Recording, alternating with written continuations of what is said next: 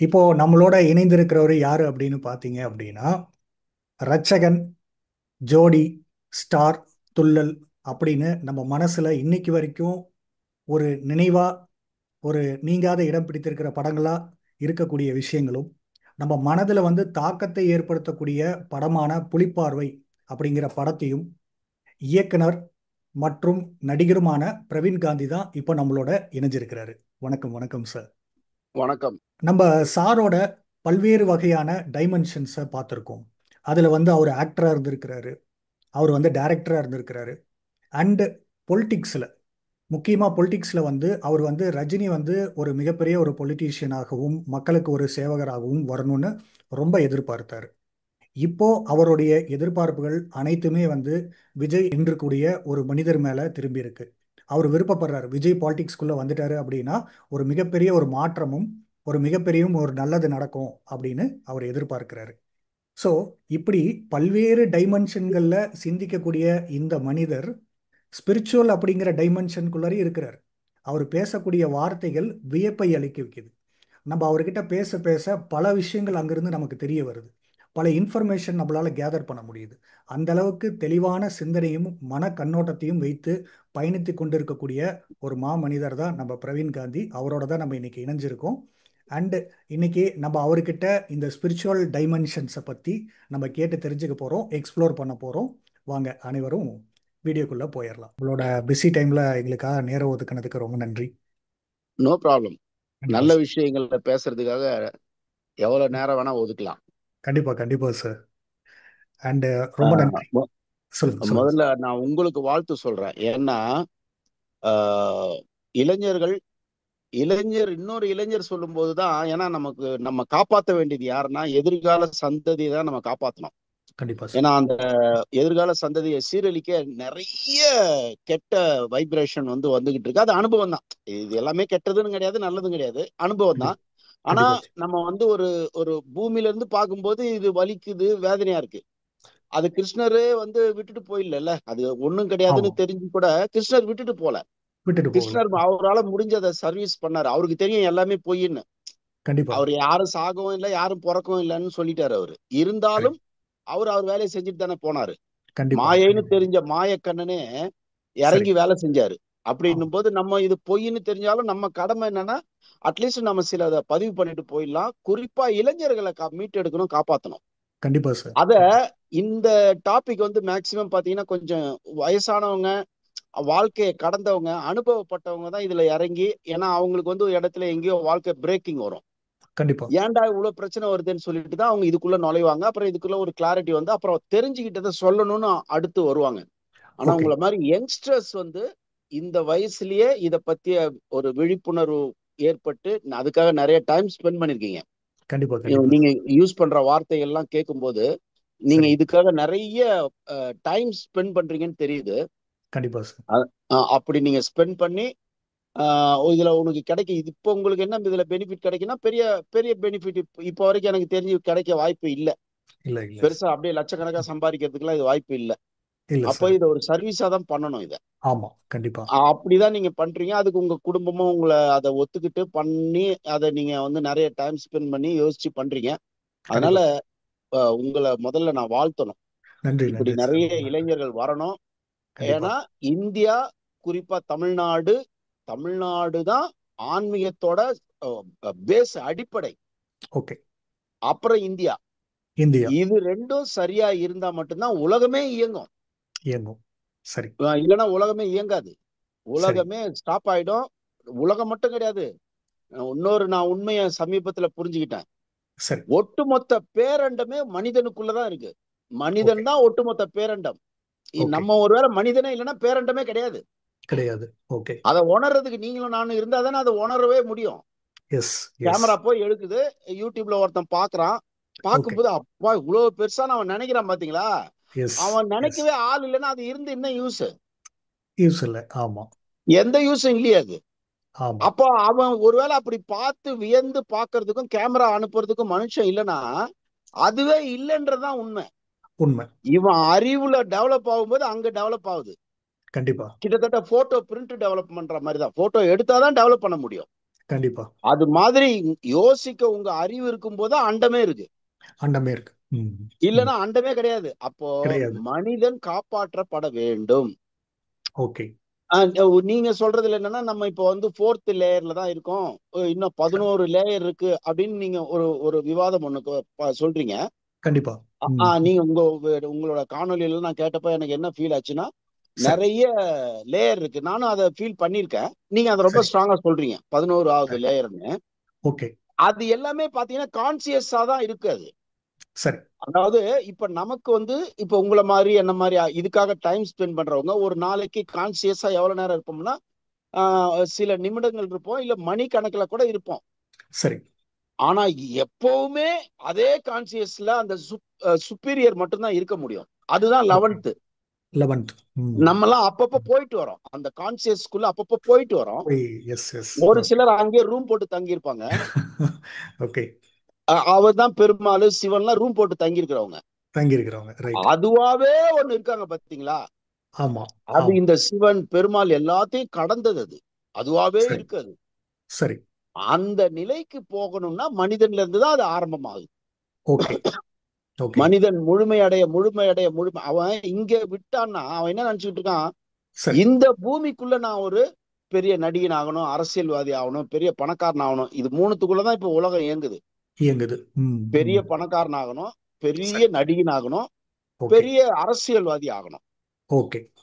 அது மூலமா நான் இன்பமா இருக்கணும். ம். இதெல்லாம் கிடைச்சாதான் நான் இன்பமா இருப்பேன் அப்படிங்கிற ஒரு கான்செப்ட வந்து இந்த உலகம் ரொம்ப ஸ்ட்ராங்கா இளைஞர்கிட்ட திணிச்சிருச்சு. எஸ். அது வந்து எல்லாருக்கும் அதை அடைய முடியாது. அடைய முடியாது. ஆசை வேணா படலாம், ஆசை ஓகே. கிடைக்காதனால பொறாமப்படலாம், கோவப்படலாம், ஓகே.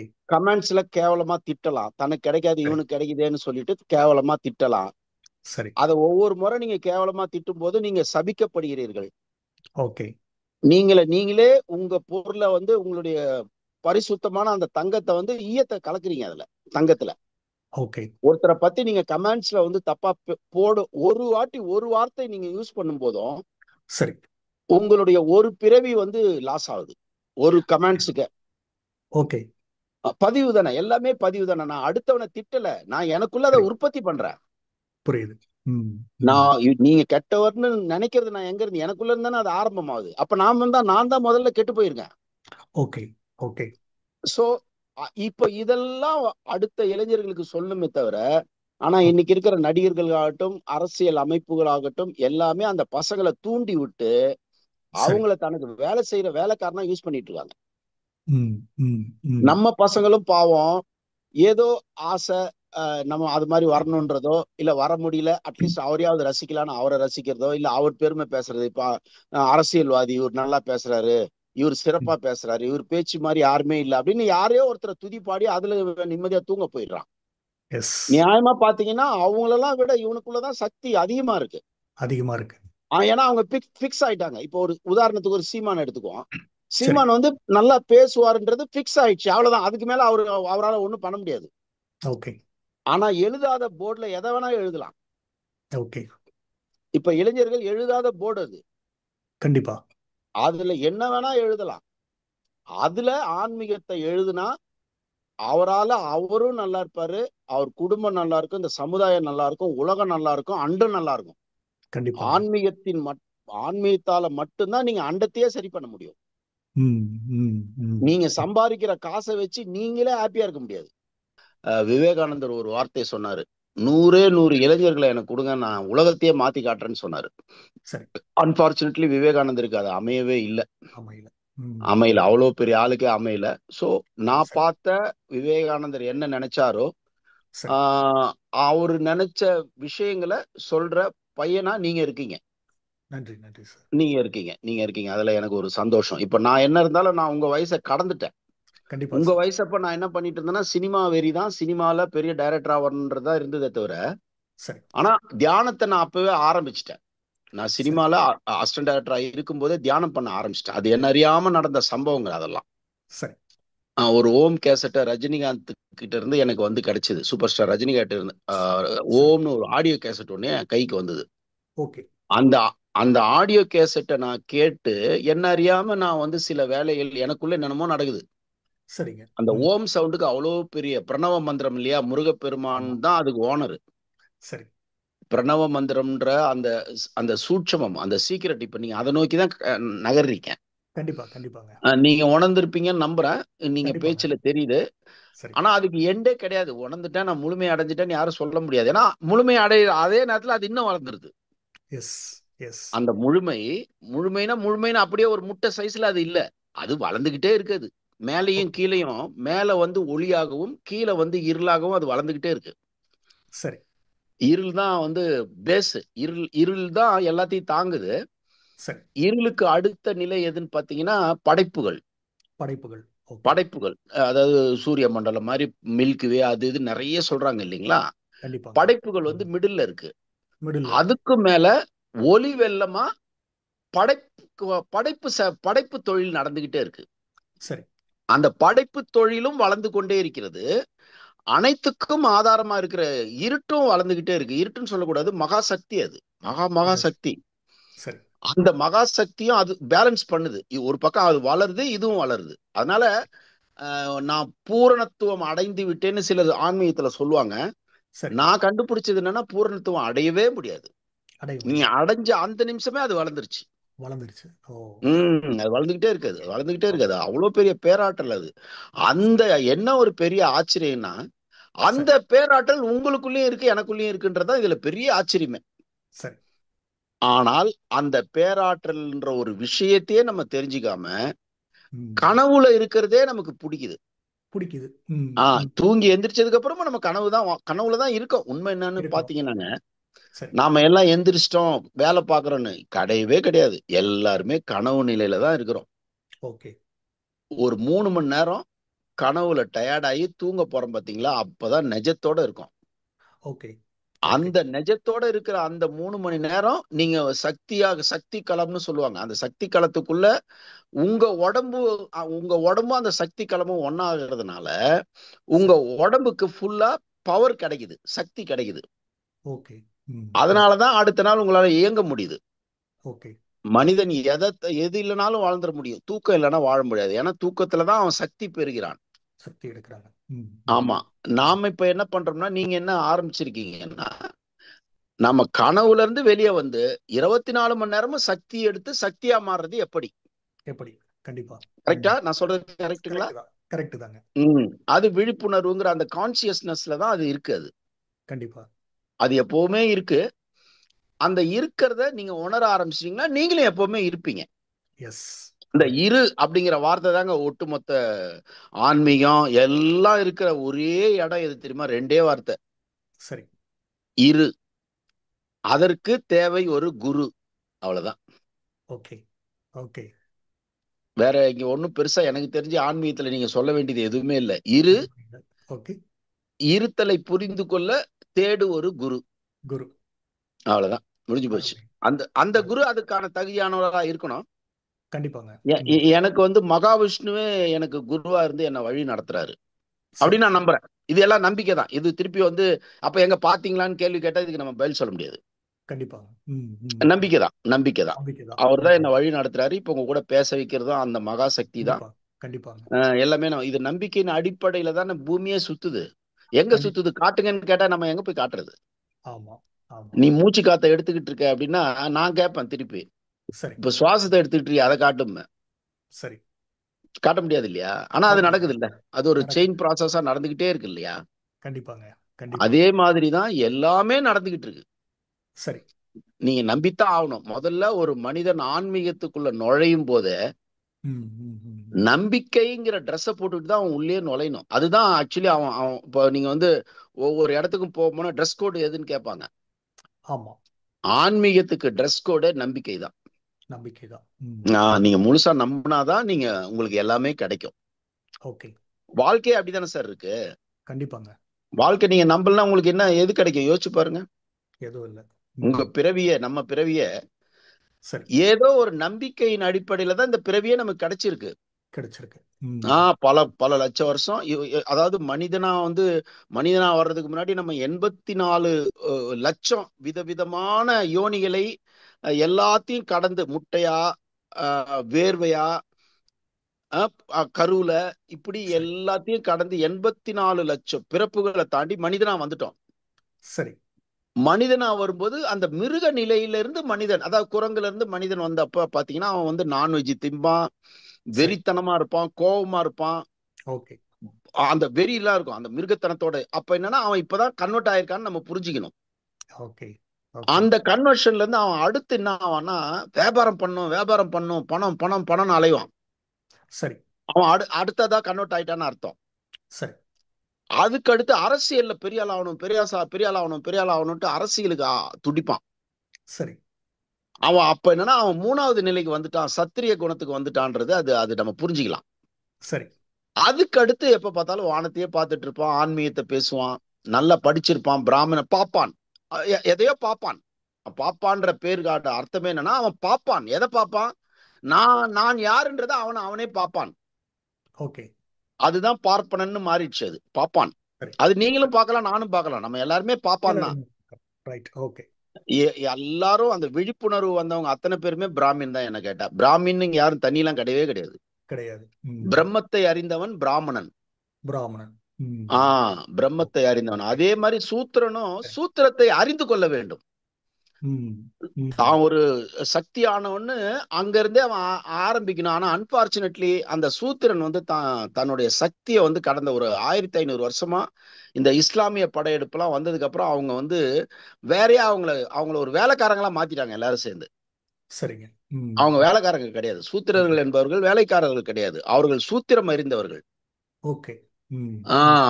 அவன் அதுல இருந்து அடுத்து என்ன பண்றான்? பணம் சம்பாதிக்கிறதும், அப்புறம் நாட்டை காப்பாத்துறதும், அப்புறம் தன்னை உணர்றதும், சரி அண்டத்தையே காப்பாத்துறதுன்னு அவன் அப்படியே கன்வெர்ட் ஆகி போவான். சரி இப்ப இதுல நீங்க வந்து பாரத நாட்டுல பிறக்கிற எல்லாருமே பாத்தீங்கன்னா தெய்வ பக்தியோட இருப்பான். அவன் வேற வேற மதமா இருக்கலாம், கிறிஸ்டினா இருக்கலாம், இந்துக்கு முஸ்லீமா இருப்பாங்க. ஆனா பயங்கர தெய்வ நம்பிக்கையா இருப்பாங்க. ஒரு அரேபியனோட நம்ம ஊரு இஸ்லாம் நண்பர் வந்து அதிக இறை நம்பிக்கையில இருப்பாரு. காரணம் என்ன தெரியுங்களா? இந்த பூமியோட பவர் அது. சரி அதுல நம்ம வந்து வேதம் எதுல இருக்குன்னு பாத்தீங்கன்னா நம்மளுடைய இந்து மதத்துல தான் வேதம்னு ஒண்ணு இருக்கு. அந்த வேதத்தோட கான்செப்ட் என்னன்னா கான்சியஸ்னஸ் தான். சரி. கிருஷ்ண பரமாத்மா மகாபாரதத்துல சொன்ன அந்த பகவத்கீதையில அந்த 18 இது சொல்றாரு இல்லையா அத்தியாயம், அந்த ஆமா 18 ஆமா. அத்தியாயமா அவர் எதை சொல்ல வராரு, எதை எதை மக்களுக்கு சொல்லிட்டு போகணும்னு அவர் கடமையா வந்தாருன்னா, நீ சரி. அழிவற்றவன், ஓகே. நீ யாரையும் கொல்ல முடியாது, ம் உன்னையும் யாரும் கொல்ல முடியாது, ம். இது அனைத்தும் மாயை. நீ ஓகே. ஆனா அந்த மாயைன்னு சொல்லிட்டு நீ உட்காராத, அது என்னன்னு ஒரு ஜாலியா விளையாடிட்டு வா, ஓகே. ம் விளையாடு ம். அப்படின்னு. அதுக்காக தான் நீங்க கிருஷ்ணர் கேரக்டரே பாருங்க, ஒரு விளையாட்டுத்தனம் இருந்துகிட்டே இருக்கும் அவர்கிட்ட. கண்டிப்பாங்க. ம். அவர் டோட்டலாவே ஒரு விளையாட்டுத்தனம் தான் அவர் கையில அதிகமா இருக்கும். ஜாலியா இருக்கிறாரு. அதுதான் கரெக்டான, ஆனா புரிதலோட இருக்கும். புரிதலோட, புரிதலோட. அறிவு ஞானத்தோட, விழிப்புணர்வோட விளையாடுவார். விழிப்போடு விளையாடு, வேட்டையாடு விளையாடு மாதிரி சரி. விழிப்போடு விளையாடு. ஓகே. நீங்க இப்ப அததான் உங்களுடைய பேச்சுல நீங்க சொல்ல வர்றது மேக்சிமம் என்னவா இருக்குன்னு நான் ஏன் இன்ஸ்பயர் ஆனேன்னா உங்ககிட்ட சரி. அந்த விழிப்புணர்வை பத்தி நல்ல டேட்டா பேஸ் தரீங்க. இப்ப கண்டிப்பா. இருக்கிற பசங்களுக்கு புரியுற மாதிரி எஸ் மேட்ரிக்ஸ் படத்தை எஸ். பத்தி பேசுனீங்க. கண்டிப்பாங்க. ம் அப்புறம் அந்த அஷ்டமா சித்தி எல்லாம் எப்படி கை கூடுங்கிறத பத்தி பேசுறீங்க. ஆமா. அப்புறம் நாகர்களை பத்தி பேசுறீங்க. நாகர்கள்ன்றது ரொம்ப ரொம்ப ஒரு ரொம்ப மெயின் ரோல் அது. அது சரி. நானும் ரியலைஸ் பண்ணாது. ஏன்னா பாம்புங்கிறது வந்து நீங்க பைபிள்லயே பாத்தீங்கன்னா பாம்பு தான் எல்லா வேலையும் செய்யுது, கன்வெர்ட் பண்ணுது மனிதனை அப்படின்றது தானே. பாம்பு ம். சொல்லிச்சு, பாம்பு இது கண்டிப்பாங்க. பண்ணுச்சுன்றது தானே. ஆமா ஆமா. அதனால பாம்பு அதே மாதிரி சிவன் பாம்போட இருப்பாரு, முருகன் பாம்பை காலடியில போட்டிருப்பாரு, ஆமா. மகாவிஷ்ணு பாம்புலயே படுத்து இருப்பாரு. படுத்திருப்பாரு. ம் அப்படின்னா என்னன்னா ம் அந்த பாம்புங்கிற அந்த நாகர்களை நீ வெல்ல வேண்டும் என்றால் நீ ம். விழிப்புணர்வுல இந்த மாதிரி ஒரு குரு கிட்ட சரண்டர் ஆகுன்றதுதான். ஓகே. ம் அது நீங்க வந்து இவங்க மகாவிஷ்ணு ஆகட்டும், சிவபெருமான் ஆகட்டும், இவங்கெல்லாம் குரு, சரி. கடவுள் கிடையாது. அவங்கெல்லாம் கடவுள் கிடையாது, ம் ஓகே. தெய்வம்னு சொல்லலாம். சரிங்க. ஆனா ம். தெய்வத்தை விட உயர்ந்தது என்ன கேட்டா இதுதான், குரு தான். குருதான். ம் ம். ஆமாமா, குரு தான். நீங்க அதாவது அவர் பேரே சத்குரு. யார் பேரு? நம்ம சிவபெருமானுடைய பேர் வந்து சத்குரு. சத்குரு. ம் சத்குரு. அவர் ம். வந்து அகத்தியர்லாம் அவர்கிட்ட தான் படிச்சவங்க. சரி. அவர்கிட்ட படிச்சவங்க. அப்புறம் இவரு வந்து பாத்தீங்கன்னா மகாவிஷ்ணு பாத்தீங்கன்னா ஜகத்குரு. ஜெகத்குரு. ம், ம். ஜெகத்குரு. இவரு முருகப்பெருமான் யாருன்னு பாத்தீங்கன்னா, அவர் வந்து ஞானகுரு. ஞானகுரு. ம். ஞானகுரு. உங்களுக்கு ஞானம் வரணும், இந்த மாதிரிலாம் பேசணும்னாலே அவர் ஆசி இருக்கணும். சரி. அப்பதான் உங்களுக்கு வரணும். பாருங்க, இன்னைக்கு நான் பார்த்தேன், எனக்கு ரொம்ப சந்தோஷமா இருந்தது. ஜப்பான்ல இருந்து 100 பேரு சரிங்க. முருக பக்தர்களா இங்க வந்திருக்காங்க. முருகன் கோயிலுக்கு அங்க இருக்கிற ஒரு பெரிய குரு, ஜப்பான்ல இருக்கிற ஒரு குரு சரிங்க. 100 பேரை கூப்பிட்டுக்கிட்டு ஓகே. பால் காவடி எடுத்துக்கிட்டு அப்படியே வேலை கையில புடிச்சு வராங்க. சரி. அப்போ ஜப்பான்றதா இன்னைக்கு உலகத்திலே அறிவான நாடு. ரொம்ப ம், ம். ரொம்ப என்ன சொல்றது, உழைப்புக்கான நாடு, அறிவான நாடு. சரி. அந்த நாட்டுல பாத்தீங்கன்னா முருகப்பெருமான் அவருடைய லீலைய பண்ண ஆரம்பிச்சிட்டாரு, ஞானங்கிற பேர்ல. சரி.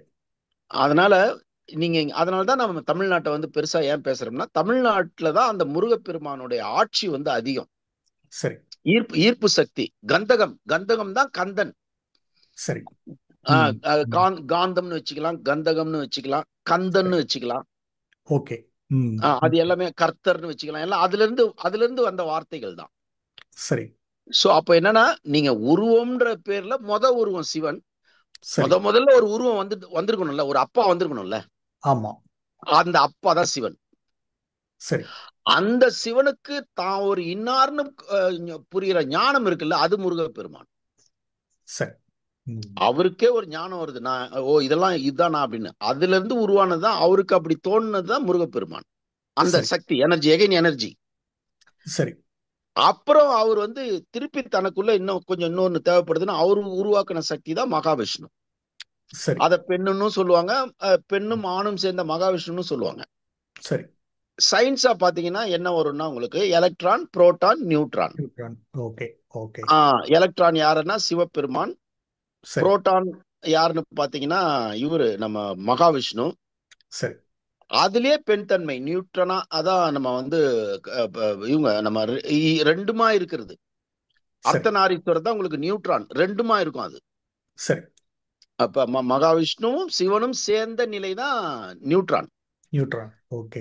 நியூட்ரான். இது எல்லாமே இது இல்லாத எந்த ஒரு பொருளையாவது காட்டுங்க, இந்த 3 சக்தி இல்லாம. ம்ஹும். இத ம்ஹும். நம்ம அந்த காலத்துல டேர்ம்ஸ்ல சொல்ல முடியாதனால என்ன பண்ணிட்டாங்க, கடவுள்னு சாமி, கடவுள், தெய்வம்னு கொண்டு வந்து இததான் கும்பிடுறோம் நம்ம. ஓகே. இதை நீங்க எவ்வளவுக்கு எவ்வளவு நம்பி கும்பிடுறீங்களோ, உங்க உடம்புல எலக்ட்ரான் நல்லா வேலை செய்யும். எலக்ட்ரான் வேலை செஞ்சதுன்னா எனர்ஜி நல்லா இருக்கும். சரி. புரோட்டான் நல்லா இருந்ததுன்னா உங்களுக்குள்ள அந்த எலக்ட்ரானை உள்ள தக்க வைக்கிற காக்கும் சக்தி நல்லா வேலை செய்யும். நல்ல வேலை செய்யுது. ம். நல்லா வேலை செய்யும். ம். இது ம். எல்லாமே இத வந்து ஸ்ட்ரெயிட்டா வந்து அன்னைய சயின்ஸுக்கு சொல்ல முடியாதனால அவங்க அப்படி வந்து உங்களை புரிய வச்சு அதுலயே கொண்டு ரொம்ப வருஷம் அப்படிதான் இருந்தது. சரி. இப்ப அதுவே என்ன பண்ணுது, தன்னை இப்ப நான் வெள்ளைக்கார இதெல்லாம் கண்டுபிடிச்சா நான் சொல்லவே மாட்டேன். நம்ம ஓகே. மூதாதைகள் எல்லாத்தையும் சொல்லிட்டாங்க. அவங்க ஞானத்துல சொன்னாங்க. ஓகே. இப்படி இப்படி இப்படின்னு எல்லாத்தையும் சொல்லிட்டாங்க. அணுங்கிற வார்த்தையை முதல்ல சொன்னதே ஔவையார் தானே. ம். ம். அப்புறம் திருமூலர் சொல்றாருல, அணுவுக்குள் ஆமா. அணுவாகின்னு ஆமா. அது எவ்வளவு ஆமா. பெரிய சைஸ்ன்றத சொல்றாருல. அதாவது கண்டிப்பா. ஒரு ஒரு மாட்டோட முடிய 100ஆ கட்டி, அந்த 100 1000ஆ கட் பண்ணி, 1000 லட்சமா கட் பண்ணி, எஸ். அது வந்து அது எவ்வளவு பெருசு இருக்குமோ அவ்வளவு சிறுசு. ஆனா அதுதான் ஒட்டுமொத்த பெருசுன்னு அவர் ஒண்ணு ஆமா. திருமூலர் ஸ்டேட்மெண்ட் சொல்லிட்டாரு. ஆமா. சோ இத வந்து நமக்கு புரியுற டேர்ம்ஸ்ல ஒரு மைக்ரோஸ்கோப்ல பார்த்து, டெலஸ்கோப்ல பார்த்து நமக்கு ஒவ்வொன்னா இவங்க சொல்றாங்க, சயின்ஸ்ல சொல்றாங்க. ஆமா. சயின்ஸ்ல சொல்றாங்க.